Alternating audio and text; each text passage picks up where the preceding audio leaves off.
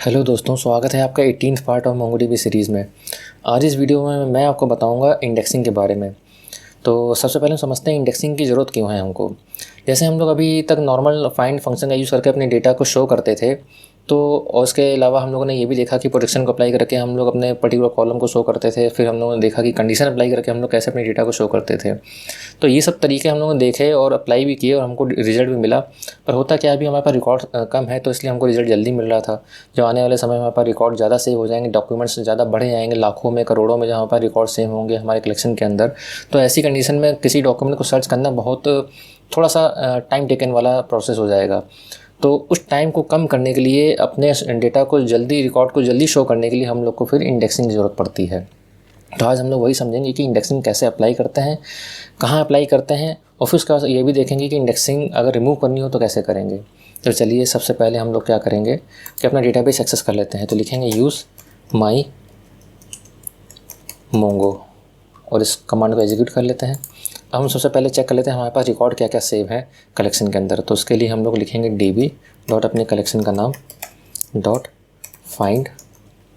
तो ये जो तरीका आप देख रहे हो, ये नॉर्मल सर्च का तरीका है, without using any indexing with our keys.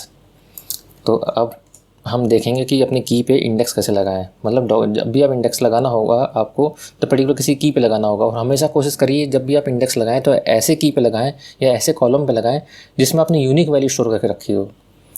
क्योंकि अगर आपने शायद नोटिस ना किया हो, तो अगर आप ध्यान से देखोगे, जब मोंगोडीबी हमको अंडरस्कोर ID नाम का जो ये की देता है, इसमें बाय डिफ़ॉल्ट इंडेक्स लगा हुआ मिलता है हमको।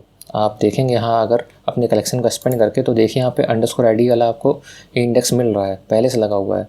और अब हम क्या करेंगे कि अपने इस ID वाले कॉलम पे इंडेक्स लगा के देखेंगे, क्योंकि इसमें भी यूनिक वैल्यू स्टोर है।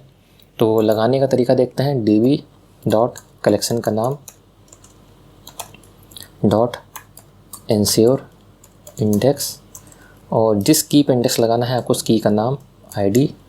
और इंडेक्स लगाने का भी तरीका होता है, आपको इंडेक्सिंग जो करनी है वो असेंडिंग ऑर्डर में करनी है या डिसेंडिंग ऑर्डर में करनी है। अगर आपको असेंडिंग ऑर्डर में करनी है तो आप लिखोगे 1, यहाँ मैं कमेंट में लिख देता हूँ, फॉर असेंडिंग ऑर्डर। और डिसेंडिंग ऑर्डर के लिए आपको लिखना होगा -1। बस इतना ही फ़र्क है असेंडिंग और डिसेंडिंग में। ठीक है, तो फिलहाल हम लोग क्या करेंगे, इस कमांड को एग्जीक्यूट करते हैं। एग्जीक्यूट किया और अब हम उस कलेक्शन को ज़रा रिफ्रेश करके देख लेते हैं।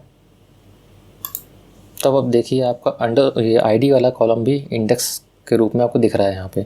तो इस तरह से हम लोग इंडेक्स लगाते हैं। अभी अगर मैं सर्च करूँगा इस कमांड को, तो आपको कोई ख़ास फ़र्क नज़र नहीं आएगा इंडेक्स लगने के बाद और विदाउट इंडेक्स, क्योंकि अभी डेटा कम है, दोनों सेम स्पीड पर ही शो हो रहे हैं आपको। और अगर जब आगे चल के डेटा रिकॉर्ड्स इसमें बढ़ेंगे, तब आपकी यही सर्चिंग फास्ट हो जाएगी। अब हम देखेंगे कि इंडेक्स को रिमूव करना होगा तो क्या करेंगे। इसके लिए हम लिखते हैं db dot student dot drop index. बस ये कमांड लिखनी है और उसके अंदर आपको क्या पास करना है, उस कॉलम बना जिस पर आपने इंडेक्स लगाया था और आपने किस फॉर्मेट में लगाया था, असेंडिंग ऑर्डर, डिसेंडिंग ऑर्डर, जिस फॉर्मेट में भी लगाया था वो आपको यहाँ फॉर्मेट देना होगा। और बस सिंपली आपको इस कमांड को एग्जीक्यूट कर देना है। तो दिखा रहा है कि आपका इंडेक्स रिमूव हो चुका है। अगर आप यहाँ पर रिफ्रेश करके देखते हो कलेक्शन को अपने, तो देखिए आपका वो इंडेक्स रिमूव हो चुका है।